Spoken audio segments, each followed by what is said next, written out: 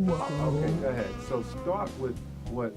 First of all, this is the uh, artistic talent show, and we are at the podcast, and this is the Veteran Voices, and I'm your host, Melvin Isaac, and I have an excellent, real great guest who is David Weinsberg. I hope I'm pronouncing it That's right. good. That's good enough. Right. So you just heard. I've him been now. called worse. So we just starting off today with our first podcast. We already did the TV show yesterday. So now we're gonna extend it with the podcast. And David have a he got an interesting story. He's gonna start off at first. So we're just doing a test, and we're gonna come right back to that test. Okay, so we are back again, and David, I want you to express yourself about as a personal situation that you've been through, and you want to share that because you need to get that out. This is therapeutic, so you want to share that what happened to you in the military. So share that with us. Well, I'll just take back a little bit of time before I got in. It was a very bad time for our family. My father was very ill, and my mom was going through critical times too. She had an alcohol problem, smoked a lot, and my father was basically totally disabled and had a problem with the irregular heartbeat. And unfortunately, the doctors told him that he would need surgery to rectify the problem. And right before I got into the military, he got his first operation, which did not work out too well. And eventually, my mom went a little doozy pots, as the Italians say, lost it a bit, wound up in Victory Memorial Hospital. I had my brother was 9 years younger than I was. He was about 11 at the time. So it was a very tough situation. And when I was in the military, while this was happening, the only alternative after the second unsuccessful surgery, which left my father in really bad shape, together with an advocate, and people were coming home already from Vietnam, and through the Red Cross and the advocate, the United States Navy issued me an early release honorable discharge. So I was able to take care of my 11-year-old brother, and eventually my mother coming home. And it gradually got a little better, although my father passed away a few years later after 4 open heart surgeries. And the silver lining in the dark cloud actually came when I met a nurse that started coming to the house, a young nurse graduate of Brooklyn Jewish Hospital. I fell in love with her, actually, and shortly after got engaged, and about a year later we got married. And my father actually lived to get to the ceremony. Unfortunately, he died a year later. But thank goodness my mom basically got through her problems with my help and with my lovely wife. We had 34 beautiful years together. And things sort of worked out.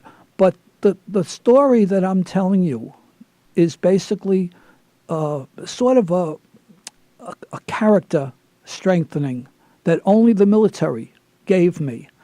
It taught me self-reliance, responsibility, taught me to take care of emergency situations. Without those feelings, without that training, I don't know what would have happened. Our family would have probably broke apart because I probably wouldn't be able to handle the stress. The Navy gave me that strength that I needed to help my family. And for that, I've been eternally grateful. And the interesting part, and I'll stop in a minute, but the funny part about it was my father and I used to watch football games together at that time. And every time the Army-Navy game came on in December, I rooted for the Army because my father was an Army man. After I got out of the service, I turned on him and started rooting for the Navy. Oh my goodness. Yeah, the Army man. Yeah, that's a very interesting story. Tragic, something that brought you back. I knew that you had to, get that out because it's very personal. But I really thank you for that. To sharing that Yeah, with the public, because like I said, this whole thing is therapeutic, and I know it's emotional because it is very. I could see it, and you needed that too. A lot of stuff that veterans need to share, to dig all the way deep inside because it's things that is eating us inside because it's personal.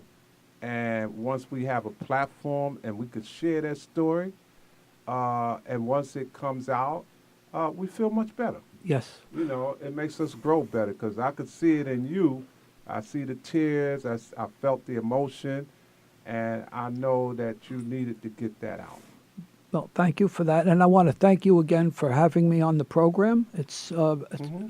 been a pleasure doing yesterday we did the televised portion, and I look forward, hopefully, to more talks like this, either audio or video or both. Hmm. I'm retired now, and if you need me, I'm on call. Yes, yeah, yeah. That's very grateful of you. So let's bring it back a little bit because there's a lot of stuff that I want to share with the public through this podcast, Veteran Voices, to reach out. So what we was talking about yesterday, me and David, and he was very eager to speak about it, is when we first went into the military. This is how it all started with all veterans, Vietnam era veterans, whether we was drafted or we enlisted, but it was at that time, the Vietnam era, and a very tragic time. So what we was talking about yesterday, that I'm an Air Force veteran, and I went into the military around 1967. That's when I went. Yes, so both of us went in at the same time. And when I went in, I didn't go to Vietnam. I stayed stateside to a lot of different bases. Like I started off with uh, Texas, where the basic training, was at. And I started off there, and I went to Wichita Falls. From there to McGuire Air Force Base, next door to Fort Dix. And then got shipped to Norton Air Force Base, California, and I even went to Anchorage, Alaska, because my training was air conditioned refrigeration. I wonder what they sending me to Anchorage, Alaska for. It's cold up. Should have majored in heating. Yeah. But hey, wherever they send you, we young. That's the deal. That's it. No You control. sign no Wherever control. the papers said, that's where Yeah, you're going. That's right. Too late to turn back now. So these are things that I went through. And then Dave was speaking about his training, so you can elaborate something on some of yours. Well, we had the Marines trained us, and that was a totally different experience for Brooklyn neighborhood kids that were not used to that type of treatment. Of course, we all had fathers, but compared to the Marines, our father were jokes. Our fathers were absolute total jokes. No one was as strong and tough as the Marines were, And it was a time where we had to be totally obedient to them, because that was we were in their stadium, and if you had to get by, and believe me, without their training, at the time we didn't realize it, but they saved many lives, getting down deep into our heads about what to do and what not to do and when. Yes, yeah. Survival training was very important. You didn't like it at the time, but you sure as heck liked it when push came to shove, and they saved your life when it came down to it. Yeah. And that's all the basic training which each one of us went through when we was in boot camp. The basic training, that was something. It's a survival. They train you how to stay together, stick together, follow orders, know who your commander is. That's right. You always have to salute the lieutenant when he walks We out. saluted anybody and everybody. That's right. Soon as we landed, and believe me, it was the first time I traveled on a prop jet, prop plane, and that wasn't pleasant because the noise was deafening. Yeah. We were so glad to get off that plane. It didn't matter. Boot camp didn't matter a thing as long as we were off that plane and down on the ground. There you go. And then we took it from there. Yeah. And they even told her, they said that it's you got to go through it. You got to go through the training as a form of, making sure you are thinking the right way. Mm-hmm. Anywhere you go at, you have to be self-preservation. Self-preservation. Because That's they right. tell you, no matter what nationality you are, where you came from, whether the South, the North, didn't matter. You was all military property. Yeah. And they tell you, when they ready to ship you over there to a war zone, you got to watch that other person back. Yeah. That's your save, because if y'all not getting along, both of you ain't gonna make it back. Absolutely, they have. Ain't You gonna have make to it trust back. the man next to you. There you go. Because he's trosting you. Yes. And yeah. forget about the differences in location, Yes. religion, That's right. whether you're, color or background. It doesn't matter a thing. He depends on you like you depend Yeah. on him, and you Yeah. you both know that. All of you know that. That's right. And the only way you're going to get out is to depend on each other There to get go. you out. That's right. That's why the military soldiers, when you are in there, you stick together, even when you come out. So speaking on that part, when you come out, that's as far as the Vietnam era veterans, which is us. That's where we fell into a different situation, a different hole, because after all we went through to protect the country, to raise our right hand, swear that we will protect the country and do everything, and that's the way it was. But when we come back for where we was at, the social climate at that time in the Vietnam era was completely different for us. We were fighting a very unpopular war, and it didn't take us too long to figure that out. Sure didn't. So the problem was when the plane landed on United States ground, the first thing, the people was protesting the war. They was calling us baby killers. They was spitting on us, throwing garbage. I mean, they was really protesting this war. And they put us, in a dark place at that time. Very young soldiers coming back. With no preparation whatsoever. No preparation. Give you a piece of paper that says an honorable discharge. Yes. Goodbye, good luck, shake your hand. Nice to know you. Yeah, nice to know And you. you walk out there and you're saying, okay, what do I do next? Yeah, there you go. So it was no debriefing from the military. It was no counseling, no nothing. No counseling, no. It was like we felt like the United States deserted us. Ain't that something? Your own country. So, but that's the way we felt, and that was the political climate. And a lot of veterans, a lot of us went into a deep depression, came back with post-traumatic stress syndrome. Not only that, Yeah. but in Vietnam, a Yeah. lot of people, soldiers and sailors alike, especially soldiers, Marines and Army, Yes. unfortunately, they got hooked on narcotics over Yes. there. Yes. Yeah. And a a lot lot of of that. suicides, Yes. Yes. what they call Russian roulette, Yeah. a lot of gambling. Ain't that something? Because people actually, especially the more dangerous jobs you had, the more susceptible you were Yeah. to being maimed and being killed. Yeah. Yeah. You lived for the day, Yeah. basically what it was. There were very lucky people that came back and weren't affected psychologically Yeah. as much Yeah. because they were tougher when they went in. But a lot of us were basically kids Yeah, we was that kids. never had this kind of environment before. Right. So it was all new, Mhm. you know, Yeah. and it was very difficult. But I got to say that after your military experience, you walked out, you were a totally different person, Yes. mostly better Mm-hmm. because of the things that you learned in the military and the strength that you got Yeah. from the training, from the discipline, Yeah. and the responsibility that you yourself had to take care of. Yeah. No one did your bed Mm-hmm. when it had to be remade. Nobody cleaned your uniform. Nobody did a lot of things. Yep. You were responsible for you. Yeah. Okay, we went through inspections Mm-hmm. and being degraded if we messed up. Yeah. And when and if you did get messed up and degraded, you didn't forget that. Nope. And you Sure did whatever you had to do to make sure that bad experience did not happen again. That's right. So you were forced to be a better person Yes. and be more responsible for your actions. Yeah.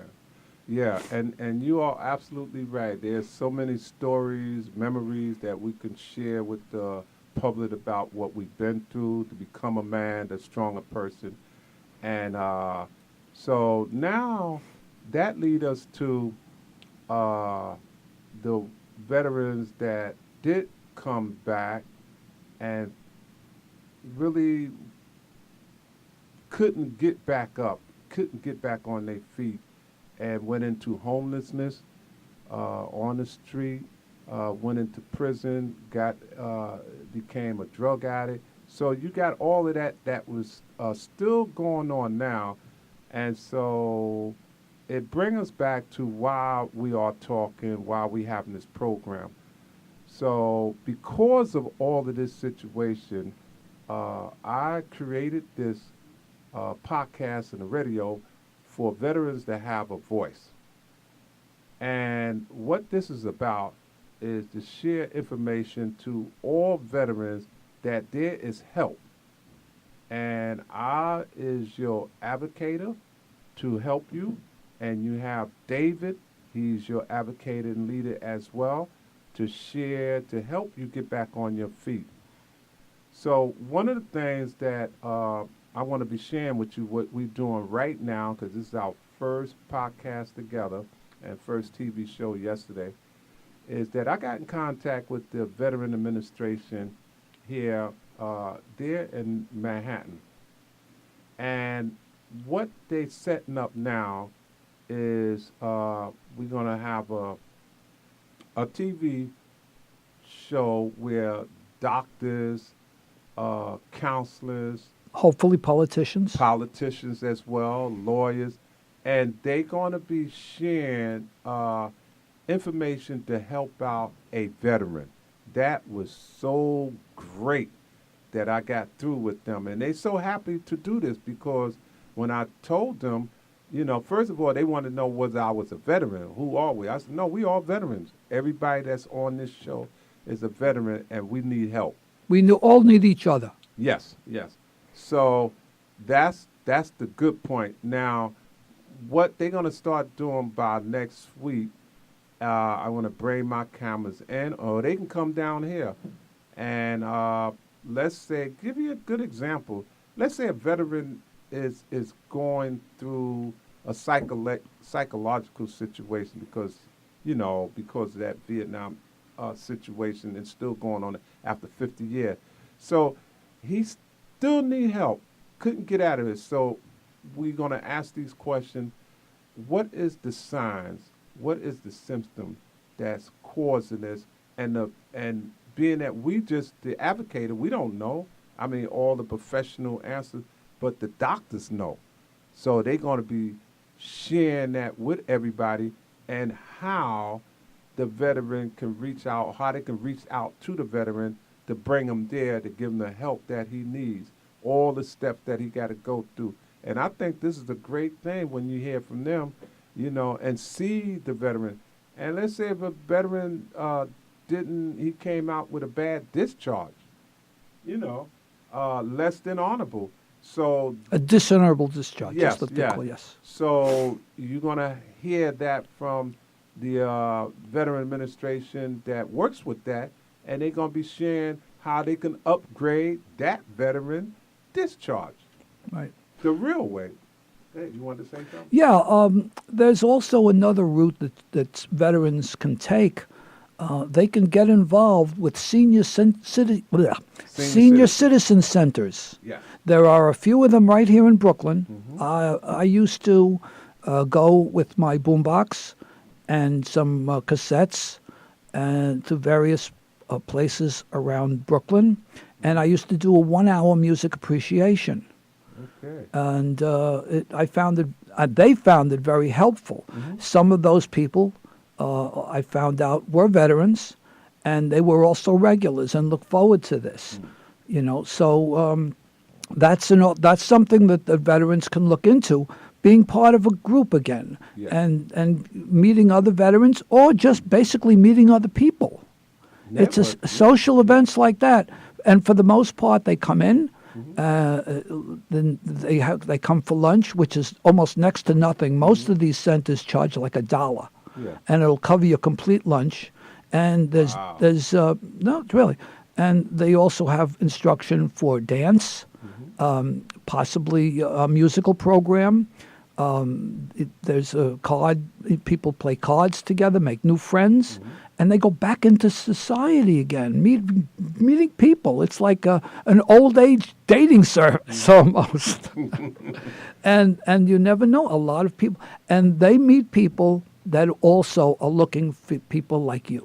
Yes. You see, they have stories. You have stories. Get the acts together, meet people, and you're in a totally wonderful environment. I know, I see it. When I used to do programs, I see the joy in their eyes, the smile, the eyes light up bright, their smile from ear to ear. This is filling a vacuum in their lives, and that they come to meet people, and they gather socially and meet the same people, and it's a wonderful experience. Yeah. And vets are always welcome. Yeah. So that's another part of information that we're going to be sharing with the public. I can give addresses and names of people Yes. to call. Yes. We're I gonna found that out through my local assemblyman, Peter Abate. There you go. So we're definitely going to be doing that. So that way, veteran, whoever's listening to this, can share that with a veteran, where to go to a senior citizen program that Dave can share with you. Spend the day, or as long as they want. It's a wonderful experience. They'll never regret it. Yes. So you're gonna, like I said, we're just starting with this program, and this is the first podcast or TV show that veterans have a voice to speak out, and I could see it's going to be exploding soon, because you never heard this before. You never heard a show where you have some real positive information from different people, and can share that with other veterans to get the help that they need. And once that goes out, and they realize that there's some positive stuff here. Every time I turn on this channel or listen to this, is the information that I'm receiving is very helpful. That's right. There's a Very lot of helpful. programs. Very helpful. I'm sure if you're not aware of this, on Veterans Day, Oh my goodness. Applebee's offers a free dinner. Great. You hear that? Say and that one more time, Dave. Applebee's here in Brooklyn. I don't know how widespread the offer is, but I've gone with my family to several locations in Applebee's. As a matter of fact, there's one right over here at Barclays. Yes, it is. There's one at Sheepshead Bay, Yep. and there's one in Coney Island. Right to the, you walk off the station Yeah. at Stillwell, you make a left, and it's about maybe 6 or 7 storefronts down. There's an Applebee's there. Okay. And the menu is set, but you get a steak, baked potato, or whatever, red French fries. You get a beverage. You get garlic bread. You get dessert. It's a wonderful deal. And for the veterans on Veterans Day, it's absolutely free. Yes. Wherever you go, wherever Applebee's you go in here. And y'all gonna be hearing more of that from us before Veterans Tax Day. breaks. Hey. and there are certain banks here in Brooklyn, but they also have branches all over, like Chase Manhattan. Yes. Chase Manhattan has special discounts. Actually, when you go and when you get in the mail, you get these offers from this different bank or that different bank that you put in a certain amount of money. Yes. And you keep it there. They will give you $100, $125 or whatever. But unfortunately, for a lot of people, what you have to deposit is a tremendous amount of money to get this bonus. Yeah. Veterans, not so much.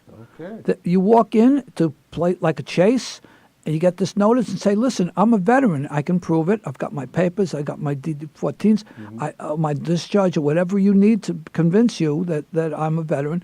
And they'll say, well, you don't have to deposit $25,000.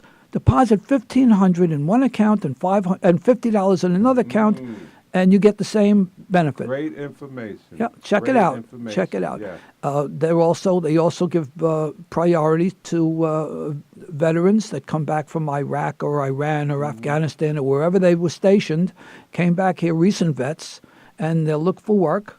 There are certain companies and banks that will have priorities for the vets. Yes, they do. Real estate tax if you own a house and you have to pay taxes on the house. If you're a veteran, there's a number, I think it's 411 you call, or 311, I'm not exactly sure. We're going to get that information to them soon. They send you forms, you fill out the forms, whatever information you need to send back, you qualify for a reduction in your real estate tax. Yes. So there's a lot of good stuff for veterans that's out there. It just needs to be put over the air where people can listen to it. They know where they can hear this at, where to go at, because you never heard or never had a veteran speak out voice before, where it'll be continuously, and that's our intention, to be to advocate for veterans, to give this information out, because veterans need this. Not only they need it, they deserve it. They deserve it. Yes, they do. They took their time out, certain couple of years out of their private life, and became basically, I don't like to use this word, but let's say you don't become almost a slave to the government. You have no rights. You go where you're supposed to be going, wherever your orders are, and you give up your private life for X amount of years. Of course, there are benefits. When we were in, we had the GI Bill. Okay, I'm sure there's still a GI Bill, but let me tell you something. Didn't cover squat as far as I was concerned. Okay. All right. For the new veterans that come back, there are benefits as far as getting into paying for college, and they help finance your way into college. And we all know about student debt, how much it can really put somebody back, $100,000, $125,000. And that burden is going to be with you until you pay it off. And that can affect, even if it lasts that long, your kid's going to college. Yes. You say, well, I can't afford to send my kid to college because I'm still paying off my college debt. So, we have certain politicians that are trying to correct it, but we have to do it ourselves. Yes, we do. We have to direct these problems. We have to hit it on the head and tackle all these problems to the best of our ability. And we have advocate groups, and all we need is to reach out and have an ear on the other end, and knowing that we represent you. Yeah. And we knocking on the door, so we there. That's our knock. We knocking, and them doors going to start opening soon. So there's another person I was thinking about. I got a video on it too. It was this guy. He got locked up. He went to prison. A veteran, come out of Vietnam era, and so he got into a lot of stuff. So he fell short and went to prison. But what happened while he was in there, he was talking to another person in there that, I think the other person overheard him tell him that he was a veteran. So he said, wait a minute, we have veteran counsel that comes in this prison, and they can share with you information that can help you out while you're in here and when you get out. So the guy was interested in that. He thought he was a lost cause. He said, well, I'm in prison. That's the end of me. But when he got to talk to this veteran, I want to share this video, and that way people can hear this. He talked to the veteran counselor about what he can do, and what the bottom line was that the veteran counselor told him, said, listen, you have benefits that haven't been touched. They don't take away your benefits. You got an honorable discharge. And when you get out, he found out he's got compensation. He was in Vietnam or somewhere, and he was hurt, and he got the records. They can retroact all of that pay because of you was a veteran, and you can get all of this when you get out. That's true. Yeah, so that's what he did. He came out, and he didn't know all of that. So he went and put the papers in, and they retroact all of this from all the years that he was in the service to when he got hurt, and he got compensation. I can't tell you how much he got, but he got a lot of money. There's a saying, knowledge is power. Knowledge is power, and that's what we want to share with the viewers out there, our knowledge, to give it to you, because it's like you're in the ditches right now, but you need this knowledge to get you out, and we're going to be here to supply that knowledge with you. And we're going to have the professionals that's in the Veteran Administration of everything we're talking about. So things that we don't know, they're going to share with you. You know, this is what you can do. Yeah, we can do this for you. And these are the professionals. So that's what we're going to do. And unless we got anything else we want to share, because like I said, we just starting off with the first session of the podcast, and we're going to start out, we're going to have more. We're on the ground floor. We're on the ground floor, so we just walking, we just knocking, but we're going to be having a lot of stuff going on. So, yeah. Anything else? Keep listening and learning. There you go. Just keep listening. So this right here, as you know, is a podcast. So it'll be on I'm trying to think of how they do it here. The cloud. Well, I want to get that information to you, you know, because it goes on Brick channel, and they have their own podcast where they put it on the Brick. You know, but then we'll get a link where I can put it on social media as well. So that way people can always listen to it at any time. So we're going to keep having that, and we need your feedback. Please tell us how you like the show. Was it that important to you? Or any questions you might have? Yes. If we can answer them, we certainly will. Yes, we will. And we need that. So now you can listen to how you can get back to me with a feedback, which is you can go to my email, which is misaac718@yahoo.com, or you can call me at 646-784-3902. And my name is Melvin Isaac, and I'm your producer and videography for Brick. So things you want to share with them too? I just wanted to add to what you've said. You've touched on many points, and I really can't add too much.